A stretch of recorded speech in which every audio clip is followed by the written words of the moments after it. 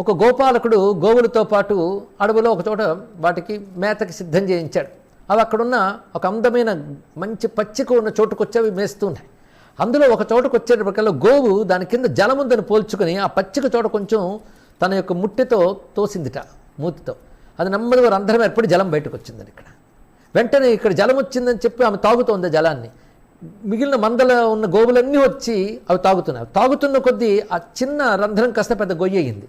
అది కాస్త జలాశయంగా మారింది. అక్కడ ఈ గోపాలకుడు వచ్చాడు. అక్కడికి వచ్చి చాలా బాగుందని చెప్పి అందులో స్నానం చేసేట. అందులో స్నానం చేయడం వల్ల అతడికి సర్వరుగ్మతులు పోయేటండి. ఇలాగట్టి అనుభవాలు చాలామందికి నేటికి కలుగుతున్నాయండి. అది గోముఖ తీర్థము అని తీర్థంగా మారిందంటూ ప్రత్యేకంగా స్కంద పురాణంలో కథ మనకి చెప్తున్నారు.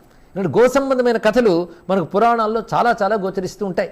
అనుభవాల్లో కూడా ఇటీవల కాలంలో చాలామంది మనకు చెప్తున్న విషయాలు ఉన్నాయి.